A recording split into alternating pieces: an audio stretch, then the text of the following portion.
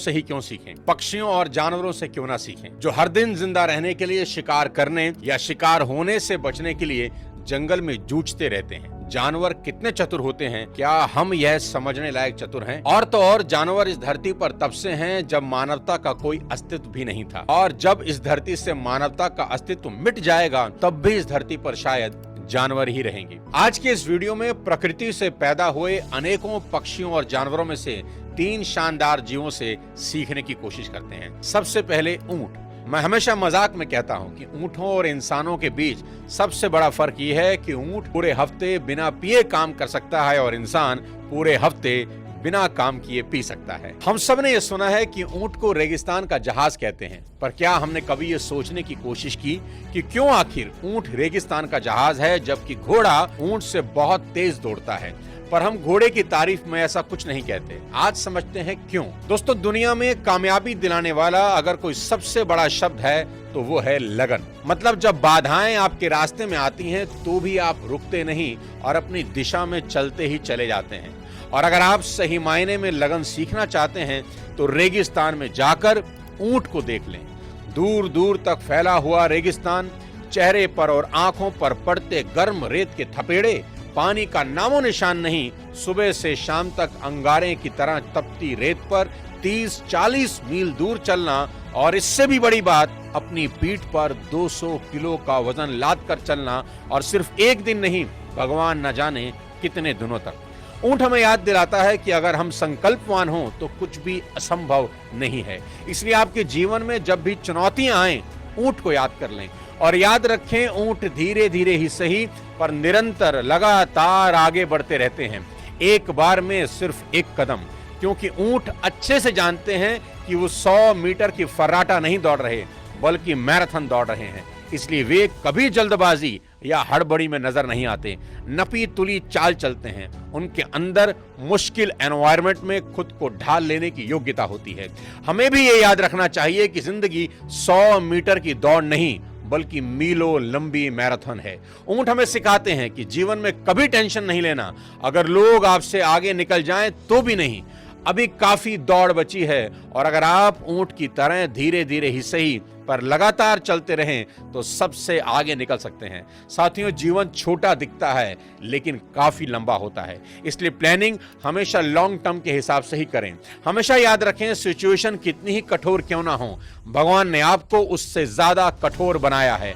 Situation हमेशा निर्जीव होती हैं पर आप सजीव हैं, इसलिए आप अपनी सिचुएशन से ज्यादा ताकतवर हैं। कुछ इंटरेस्टिंग बात बताता हूं। अब अबू धाबी में आपको ऊंट के दूध से बना मिल्क शेक मिल सकता है। ऊंट के दूध में गाय के दूध से ज्यादा विटामिन सी और लोहा होता है। इसका इस्तेमाल कजाकिस्तान में टीबी के साथ कई बीमारियों के इलाज में भी किया जाता है। ऊंटों का इस्तेमाल युद्ध में किया जाता है क्योंकि उनके करीब आने से घोड़े डर जाते हैं, क्योंकि घोड़ों को ऊंट की गंध से डर लगता है। हमारी भारतीय सेना और बीएसएफ के जवान राजस्थान के रेगिस्तान इलाकों में पहरा देने के लिए आज भी ऊंटों का इस्तेमाल करते रहते हैं, यानी वो हमारी पहरेदारी भी कर रहे हैं। अब बात करते हैं कुदरत के बनाए सबसे अनोखे पक्षी बाज की। सबसे पहली चीज सीखें, यदि जीवन में आप बाज की तरह आसमान छूना चाहते हैं तो आपको मुर्गों का साथ छोड़ना होगा। एक शानदार कहानी से समझते हैं। मुर्गी पालने वाले को एक रोज बाज का एक अंडा मिला और उसने इसे मुर्गियों के दड़बे में रख दिया। समय बीतने पर बाज का बच्चा भी मुर्गी के बच्चों के साथ पलने लगा और खुद को इन्हीं की तरह मुर्गा समझने लगा। मुर्गे केवल कुछ ही दूर तक उड़ पाते हैं, इसलिए उस बाज ने भी कुछ ही दूर तक उड़ना सीख लिया। एक दिन उस बाज ने आसमान में एक बड़े पक्षी को उड़ता हुआ देखा। बड़ा इंप्रेस हुआ। उसने आसपास की मुर्गियों से पूछा, वह कौन है? तो मुर्गियों ने जवाब दिया, वह बाज है, पक्षियों का राजा है, आसमान में रहता है, हम तो जमीन पर रहते हैं क्योंकि हम तो बस मुर्गे हैं। उनकी बात सुनकर वह बाज पूरी जिंदगी मुर्गे की तरह जिया और मुर्गे की तरह ही मर गया, क्योंकि जीवन भर वह खुद को मुर्गा ही समझता रहा। साथियों, ये कहानी बहुत ऑर्डिनरी है लेकिन इसमें गहरी सीख है।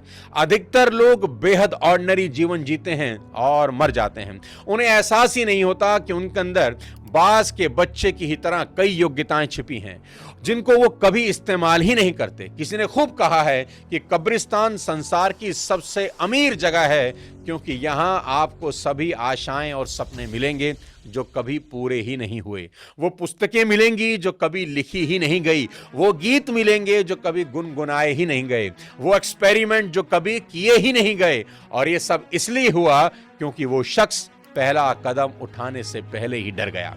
दोस्तों, जब हम बाज की तरह आसमान छू सकते हैं तो मुर्गे की तरह क्यों उड़ें? बाज हमें सिखाता है कि हमेशा विजेताओं के साथ रहें। 10,000 फीट की ऊंचाई पर आपको कोई दूसरा पक्षी कभी नहीं मिलेगा। अगर कोई दूसरा पक्षी होगा तो वो बाज ही होगा। बाज कबूतरों से दोस्ती कभी नहीं करते। वे छोटे पक्षियों के साथ नहीं उड़ते क्योंकि उनको कबूतर या दूसरे छोटे पक्षियों के साथ उड़ने के लिए नीचे आना होगा, क्योंकि बाकी पक्षी ऊपर नहीं आ सकते। दूसरी चीज जो आप मादाबाज से सीख सकते हैं वो है कंफर्ट जोन। मादाबाज अपने बच्चों को कंफर्ट जोन से बाहर निकलने के लिए मजबूर करती है ताकि वो उड़ना सीख सकें। जब बाज के बच्चों का उड़ना सीखने का वक्त आता है तो वो माँ घोंसलों से पंखों और नरम घास की आरामदेह परतें हटा देती है ताकि कांटों और नुकीली टहनियों की चुभन से चूजे डिस्कम्फर्ट में आ जाएं और घोंसला छोड़कर उड़ने की कोशिश करें। अगर चूजे फिर भी घोंसला नहीं छोड़ते तो माँ उन्हें घोंसलों से नीचे गिरा देती है और ऐसा बार बार करती है ताकि वो उड़ना सीख जाएं। हर बार गिरने पर चूजे कूदकर घोंसले में लौट आते हैं, लेकिन कांटों और टहनियों से लहूलुहान हो जाते हैं। पर माँ तरस नहीं खाती, उन्हें फिर से धक्का देकर गिरा देती है। यह तकनीक बहुत क्रूर दिखाई देती है लेकिन जरूरी है। अगर माँ ऐसा ना करे तो बच्चे कभी उड़ना नहीं सीख पाएंगे और दूसरे जानवर उन्हें अपना शिकार बना लेंगे। इसी कठोर ट्रेनिंग की वजह से चूजे एक दिन उड़ना सीख लेते हैं। बाज सिखाता है कि अगर ऊंचा उड़ना है तो इंसान को भी अपने कंफर्ट जोन से बाहर आना ही होगा। और दिल दहला देने वाली चीज जो बाज हमको सिखा देता है वो ये कि बाज जब बूढ़ा हो जाता है तो उसके नाखून, उसकी चोंच कमजोर हो जाते हैं। उसके पंखों में इतनी ताकत नहीं होती कि वो उस ऊंचाई पर उड़ सकें जिस ऊंचाई का वो आदी था। ऐसे वक्त में कोई भी नियति को स्वीकार करके मरने का इंतजार करता, पर बाज ऐसा नहीं करते। बाज नियति को स्वीकार करने के बजाय नियति को बदलने के लिए ऊंचे पहाड़ों में चले जाते हैं और अपनी टूटी हुई चोंच से एक एक करके अपने सारे पंख नोचकर तब तक फेंकता है जब तक उसके बदन से आखिरी कमजोर पंख न निकल जाए। फिर वो अपने नाखून और चोंच को पत्थर से मार मार कर तोड़ देता है। बूढ़ा बाज अब बिना पंख के, बिना चोंच और नाखून के लहूलुहान और कमजोर हालत में पहाड़ के किसी कोने में छिप जाता है और वक्त गुजरने का इंतजार करता है। धीरे धीरे बाज के बदन पर नए पंख आते हैं। उसकी चोंच और नाखून पहले से ज्यादा नुकीले और पैने होकर दोबारा उगते हैं और फिर बाज वापस उसी ऊंचाई पर उड़ता है जिससे नीचे उड़ना उसे कभी गवारा नहीं था। जिंदगी में ऊंचा उड़ने की ख्वाहिश रखने वाले भी अक्सर सोचते हैं कि हम कमजोर हैं, हमारे पास ताकत कम है, हमें लगता है सब खत्म हो चुका है। पर यही वक्त होता है जब हम अपनी आदतें, अपनी कमजोरियां नोच कर फेंक दें, अपने नाखून और अपनी चोंच यानी कि हुनर और ज्ञान को पैना करें और खुद को एक तकलीफ दे प्रोसेस से गुजारकर एक नया मजबूत इंसान बना दें। साथ ही वीडियो के आखिरी भाग में सीखते हैं कुदरत के बनाए शायद सबसे छोटे जीव चींटियों से। चींटियां कभी हार नहीं मानती। आप चींटियों को मसल सकते हैं क्योंकि भगवान ने उनको कमजोर शरीर दिया है, पर भगवान ने चींटियों को इतनी मजबूत विल पावर दी है कि आप उन्हें बिना मारे रोक ही नहीं सकते। ध्यान से अगर आप उनको देखें, वो एक लाइन में डिसिप्लिन के साथ अपने लक्ष्य की तरफ बढ़ती हैं। आपको कभी चींटियां दिखें तो आप उनके रास्ते के सामने उंगली रख दीजिए, वो आपकी उंगली को पार करके अपने गोल की तरफ बढ़ जाएंगी।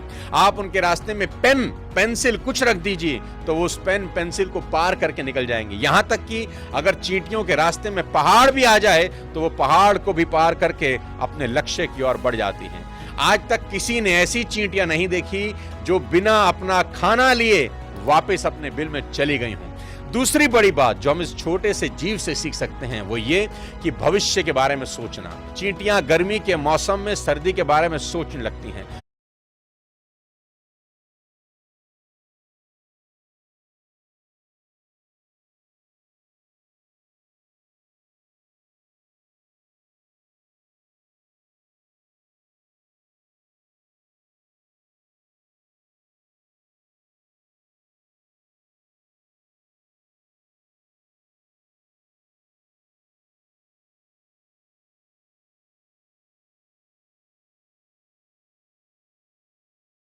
खाना लाओ वापस लाओ, यही एक सिद्धांत है। Take the food bring back, take the food bring back. वो पूरी गर्मियां काम करते करते गुजार देती हैं क्योंकि उन्हें पता है कि वो सर्दियों में बाहर नहीं निकल सकती। चींटियां सर्दियां आने पर रोने में यकीन नहीं रखती, चींटियां सर्दियां आने पर ढोने में यकीन रखती हैं। अपने वजन का 20 गुना उठाने वाली ये चींटियां सर्दियों में भी खाली पेट नहीं रहती क्योंकि उन्होंने पूरी गर्मी इस मौसम की तैयारी की है। एग्जाम कल है, आज पढ़ूंगा, प्रेजेंटेशन परसों है, कल बनाऊंगा, मंडे से शुरू करूंगा, 1 तारीख से शुरू करूंगा। ये बहाने हमें चींटियों से भी छोटा बना देते हैं। एग्जाम आने वाला है, ये 1 साल पहले आपको पता होता है, तो फिर 1 दिन पहले का इंतजार क्यों करना। चींटियां बनिए, कल की तैयारी आज से नहीं अभी से करिए। सबसे बड़ी सीख जो आप इस नन्हे से जानवर से सीख सकते हैं वो है दिस शेल टू पास। जब सर्दियों का मौसम आता है, इंसान की हड्डियां कांपने लगती हैं, तब ये चींटियां खुद को ये याद दिलाती रहती हैं कि सर्दियां चली जाएंगी, ये वक्त गुजर जाएगा। चींटियों से मिली इस सीख से ये सीखा जा सकता है कि लाइफ में ऑप्टिमिस्टिक होना कितना जरूरी है, लेकिन बिना मेहनत किए ऑप्टिमिस्टिक होना आलस कहलाता है। चींटियां जानती हैं कि सर्दी का मौसम कुछ दिनों का है, पर जब वो खाना इकट्ठा करती हैं तो 2-3 महीने का सोचकर कभी इकट्ठा नहीं करती। वो इतना खाना इकट्ठा करती हैं जितना कर सकती हैं। वो आने वाली मुसीबत की तैयारी मुसीबत की स्ट्रेंथ के हिसाब से नहीं करती, वो अपनी स्ट्रेंथ, अपनी लिमिट के हिसाब से तैयारियां करती है। यहां सीखने वाली बात यह है कि सामने क्या होने वाला है, अच्छा बुरा जो भी, आपको बस अपना संपूर्ण समर्पित कर देना है। आपकी कोशिश, आपकी मेहनत में कोई कसर नहीं होनी चाहिए। लक्ष्य छोटा हो बड़ा हो, हमेशा जाओ और अपने मैक्सिमम लिमिट को छूने की कोशिश करो। आज कई इंसानों की बुरी हालत इसलिए है क्योंकि हम जानवरों की तरफ कभी सीखने के इरादे से देखते ही नहीं, वरना प्रकृति की बनाई हर संरचना हमें कुछ ना कुछ सिखा सकती है। जिन जानवरों को हम छोटा और तुच्छ समझते हैं, उन्हीं के बारे में मिसाल देते हुए हमारे शास्त्रों ने हमें सलाह दी है कि कौवे की तरह चौकन्ना रहो, बगुले की तरह ध्यान लगाओ। एक कौवा कंकर कंकर जोड़कर पानी को उसकी तलहटी से खींचकर अपनी चोंच के बराबर ले आता है। एक बगुला मछली के शिकार के लिए टकटकी लगाए घंटों देखता रहता है और एक कुत्ता जरा सी आहट होने पर उठ जाता है। ये गुण अगर इंसान अपने अंदर ले आए तो वो किसी भी फील्ड में कुछ भी करना चाहता हो, दुनिया की कोई ताकत उसे अपना लक्ष्य हासिल करने से नहीं रोक सकती। साथियों, उम्मीद करता हूं आज का ये वीडियो आपको पसंद आया होगा। अगर पसंद आया हो तो चैनल को सब्सक्राइब कर दें, वीडियो को लाइक कर दें और शेयर कर दें। अगले किसी और वीडियो के साथ फिर आपसे मुलाकात करूंगा। तब तक अपने स्वास्थ्य का ध्यान रखिए। Thank you so much. जय हिंद।